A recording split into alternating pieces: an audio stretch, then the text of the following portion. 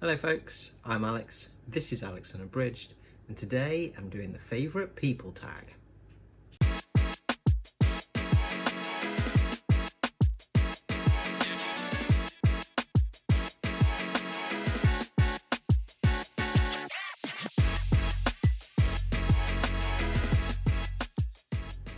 So welcome back to the channel if that is the case. Yes, I've got a tag video for you today. This is the favourite people tag, and this was created by Gareth over at Books, Songs and Other Magic, and I was tagged by Mr. Troy Dradup. So thank you very much for the tag, Troy. Links to Gareth's and Troy's videos and channels for this are in the description. So let's crack straight on with the prompts then. So first of all, name your favourite author. This is a difficult one in some respects because it's only really the past couple of years that I've kind of started to read a ton of different authors, and I've found some new ones who don't certainly have the potential to take that title. But a consistent favourite, as you may have guessed if you watch this channel for any length of time, has got to be Stephen King. Certainly the author I've read the most of, and one who, as I say, is a consistent favourite generally through what I've read. There's not been that much that I've really not liked. Okay, prompt number 2 then is name your favourite comedy actor or comedian. I'm not big on the comedy in terms of like straight up comedy, like sitcoms and stand up and stuff like that. There's not a lot that really kind of I go for. I like comedy in things as part of stuff, but I'm not huge for like all out comedy. But a couple that come to mind that I do really like, who I think can do comedy and drama and serious stuff like really well together. One is Julie Walters, who I just love. And the other one is Joanna Scanlon. I think Joanna Scanlon does that comedy drama matchup really well. Like her stuff in No Offence for Channel 4 about the police in Greater Manchester, which is near where I live. That was fantastic. She was fantastic in that. She was so funny, but also could really do the drama well. In terms of like stand-up comedians, I like the slightly more off the wall stuff. Not really absurdist, but certainly a bit more kind of surrealist absurdist stuff. So I go for the two names that immediately spring to mind for me are Bill Bailey, because he's just, not only is he really funny, he just seems like a lovely man, and also Eddie Izzard, who I really loved some of their like earlier stuff, their stand-up shows like Glorious, things like that. I really loved. Okay, name your favourite dramatic, serious actor or actress. I'm going to give you some of both, female and male actors. So male, Tom Hardy. Tom Hardy, I will watch anything that he's in. He's also easy on the eyes. But he's fantastic. I think he's a chameleon. He's one of those that like really inhabits like the role, and I forget that it's Tom Hardy, to be honest. And another one that I like a lot, who I'm glad to see is finally up for some awards and stuff, is Jeffrey Wright, who is of course at the moment he's the star of American Fiction, but he's been in like a ton of stuff. I mean, he was in Westworld, the TV series. I really liked him in that, and he was in the Hunger Games, a couple of parts of that. Yeah, he's one that again there's something about him that I actually really like. He's been in a lot of Wes Anderson stuff as well, and I think he's great in that, particularly in The French Dispatch. I really liked his part in that. So yeah, Jeffrey Wright is one that certainly springs to mind.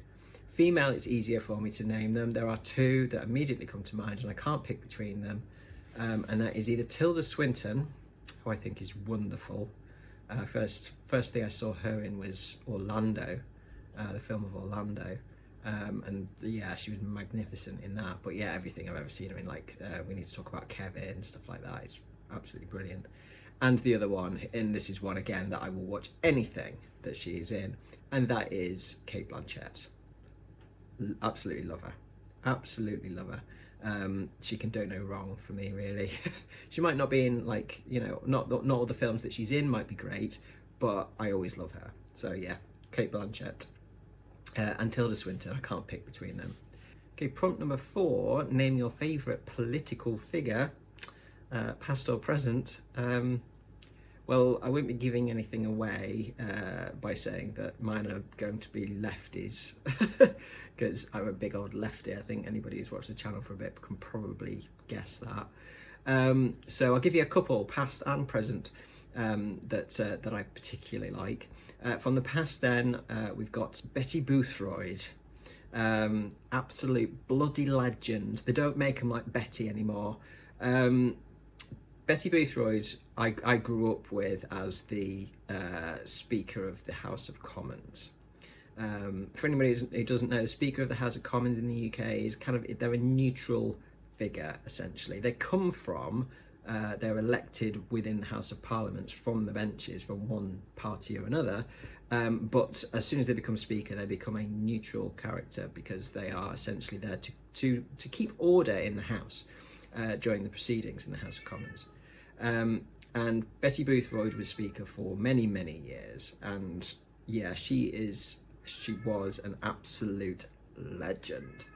I'll pop a little clip up of one of my favourite Betty Boothroyd moments, so you can see who she is and why you don't mess with Betty. Is that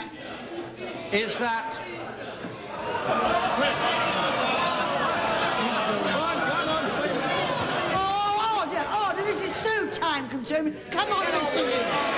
Mr. Hughes, spit it out. Come on. There is no point in waiting for silence. The honourable gentleman isn't going to get silence. Produce your voice, Mr. Hughes. Okay, from modern, there's quite a few people that I kind of respect, sort of certainly outside of the House of Commons and Parliament.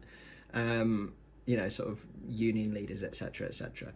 But I think my favourite modern politician or political figure has got to be Mary Black, who is, I think, possibly, she was, certainly when she joined the House of Commons at the age of 21, I think she was the youngest MP. She was certainly the baby of the House for the time, for the time when she was elected.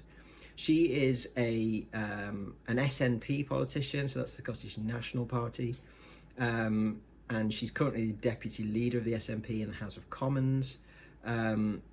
She will be standing down at the next election, and that is a real loss, not just for the SNP, but I think for all of us who appreciate a voice, a clarion voice, calling for equality for everybody and calling out the bigoted, backwards positions that and policies that many politicians come up with still to the day.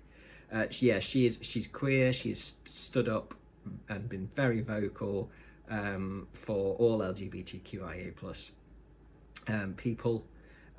She's she calls BS on a lot of stuff, and she is one of us. I think that's it. She's come from a position where she is one of us. She's not a career politician.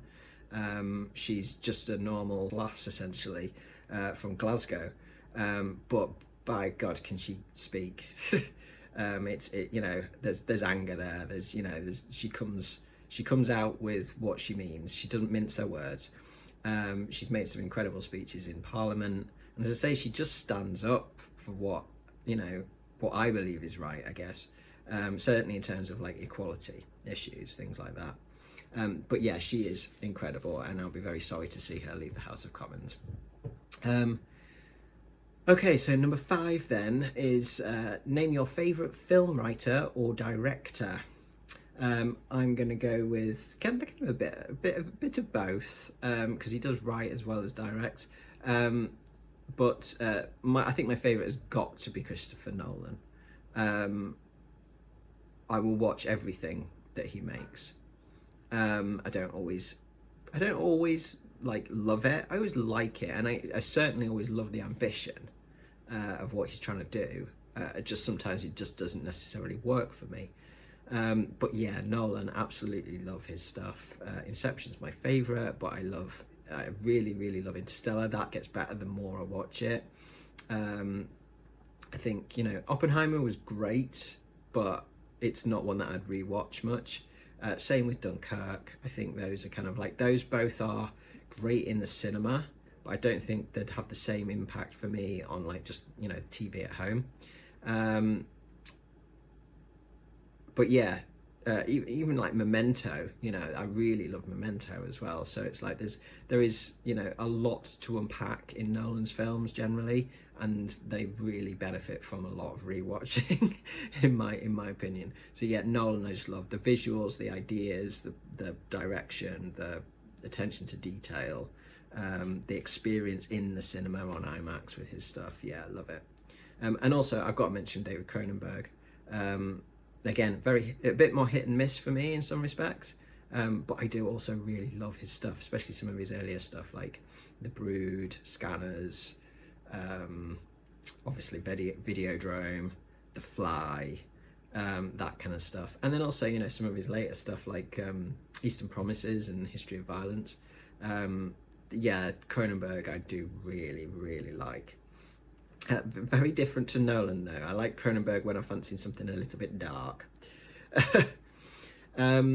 Okay, prompt number 6 then. Name your favourite new discovery. This one is quite random, and this is a woman called Caroline, who is a devoted collector of antique jelly moulds, and her Instagram is called Adventures in Jelly. And yeah, Caroline just thinks that everyone needs jelly in their life, and I think she's right. I think she's absolutely right. She's been making videos of these wobbly creations of hers for social media since like 2020, and I think that's where it kind of exploded a bit. But yeah, I've only recently found it, and I've found the joy of a recent, of a daily jelly fix. I'll try and, if I can, I'll try and put at least a screenshot of some of her creations and stuff. I love shit like this. Random shit like this. It brings a smile to my face every day, without a doubt. I love the shapes, I love the colours. It's just weird, wonderfully wobbly Instagram goodness. It's art. So Adventures in Jelly on Instagram, check it out. I think that she's also got a website, which is www.adventuresinjelly.co.uk, I think. But yeah, they are fantastic. I mean, the molds, the shapes and stuff are incredible anyway, these antique molds. What she does with them, and just, I like seeing the wobble. I don't know why, but just go look for yourself. It'll either be highly entertaining, like it is to me, or it'll freak you the hell out like it does my wife. She doesn't like watching it. It freaks her out. So yes, so there you go. Adventures in Jelly, Caroline. That is my new favourite discovery. Okay. Prompt number 7 then. Name your favourite musician or singer. I can't say I've got a favourite singer or band or anything like that. I'm not hugely into my music to that extent. I have a lot that I like a lot, but I wouldn't say I've got a favourite. But I do, like musicians wise, to be honest, I'm going to go with composers, to be honest, because I actually really like scores. That's kind of where I can kind of sort of point to composers and kind of go, yeah, they're one of my favourites. So yeah, I mean, I love John Williams. I love Hans Zimmer. Nolan films, Zimmer go hand in hand. But I think Howard Shore has got to be my favourite. He's scored some of my favourite films, definitely. He's done an absolute ton of work with Cronenberg. He's a long time collaborated with Cronenberg. And he did Silence of the Lambs, Philadelphia with Tom Hanks. That's one of my favourite films, although I can't watch it regularly because it always makes me cry. He did Seven with David Fincher, Gangs of New York, Scorsese. He's done a couple of Scorseses. Doubt. I can't remember who directed that. It was Meryl Streep. And of course, what he's best known for is Peter Jackson's Lord of the Rings and Hobbit films. The Lord of the Rings score particularly is amazing. I think, you know, that's one of the things that really makes those films for me. So yeah, Howard Shore. I really love video game scores as well. So I've got to mention Jeremy Soule, who did the Skyrim score, which I think is phenomenal. In fact, I've just been listening to that again today as I've been working. And also Einon Zur as well, who I think is brilliant, who's done film and games, but he's often known for his game scores. So he's done like Dragon Age and Baldur's Gate 2, I think, and Fallout, the Fallout series 3, New Vegas 4, 76, and most recently Starfield. So yeah, game scores were a big deal to me as well, and those two are definitely a couple of my favourites. Okay, prompt number 8 then is name your biggest inspirational person. I had to think for this a little bit, because there's a lot of people in my life that I would say are properly inspirational. There's, you know, there are celebrities and stuff who are inspiring in some way, but somebody who does, you know, it kind of needs to be somebody who I'm a bit closer to, I guess, for me to kind of really say this is like the biggest inspirational person. And one of the biggest, but also the smallest in terms of actual physical size, is my niece, Gracie. I say niece because she's not niece by blood. She's my best mate's kid, one of my best mate's kids, and my best mate is basically my brother. So she's my niece. And Gracie is only 12, but she is one of the most upbeat, confident, curious people I have ever met. She is a massive bookworm. She loves writing, making art and films, and she just loves existing. She is interested in everything and anything. She will try anything once.